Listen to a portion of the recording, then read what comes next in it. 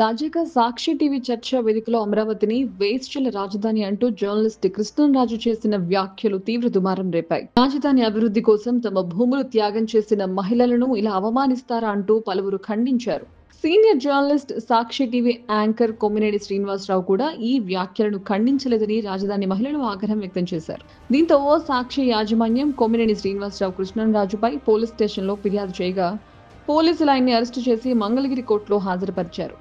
Kommineni arrest media, రాజకీయ వర్గాల్లో తీవ్ర చర్చనీయాంశంగా మారింది.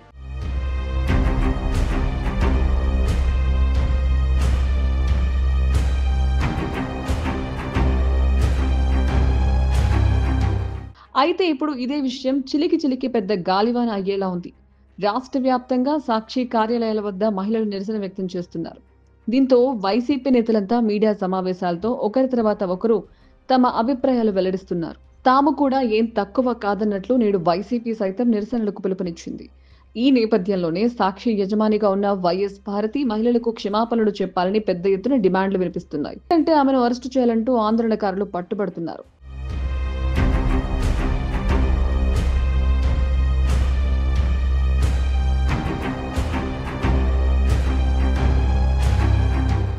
ఇక ఈ వివాదంపై జాతీయ మహిళా కమిషన్ కూడా తీవ్రంగా స్పందించింది. ఈ వ్యవహారాన్ని సుమోటోగా పరిగణలోకి తీసుకున్నట్టు తెలిపింది. దీనిపై తక్షణమే చర్యలు తీసుకోవాలని జాతీయ మహిళా కమిషన్ ఆంధ్రప్రదేశ్ రాష్ట్ర డీజీపీని ఆదేశించింది. ఈ మేరకు కమిషన్ చైర్పర్సన్ విజయ రహత్కర్ డీజీపీ హరీష్ కుమార్ గుప్తాకు లేఖ రాశారు. జర్నలిస్ట్ కృష్ణంరాజు చేసిన వ్యాఖ్యలకు సంబంధించి ఇప్పటి వరకు ఎటువంటి చర్యలు తీసుకున్నారో 3 రోజుల్లోగా సమగ్ర నివేదిక ఇవ్వాలని రాష్ట్ర డీజీపీని లేఖలో ఆదేశించారు.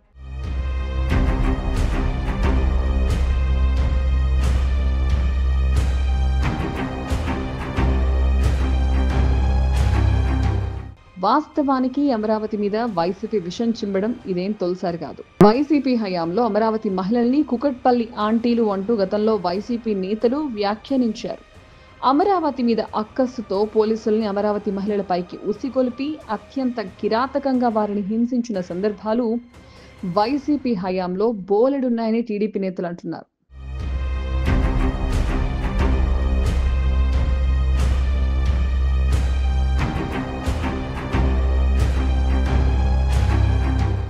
ఇక ఇదే విషయంపై జగన్ సోదరి షర్మిల సైతం స్పందించింది. సాక్షి ఛానల్ ఒక పార్టీకే కొమ్ము కాస్తోందని షర్మిల అన్నారు. సాక్షి మీడియా హౌస్ యజమానిగా భారతి రెడ్డి, అలాగే జగన్ కూడా అమరావతి మహిళలకు క్షమాపణలు చెప్పాలని, ఇది తప్పు కాదని బాధ్యతని పేర్కొన్నారు. ఈ నేపథ్యంలోనే వైసీపీ ముఖ్య నేత సజ్జల రామకృష్ణారెడ్డి సంకర తెగ అంటూ అమరావతి మహిళలపై మళ్లీ వివాదాస్పద వ్యాఖ్యలు చేశారు. అయితే ఇంత జరుగుతున్నప్పటికీ ఇంకా రెచ్చగొట్టేలా వైసీపీ నేతలు మాట్లాడడం దుర్మార్గం అని విశ్లేషకులు అంటున్నారు.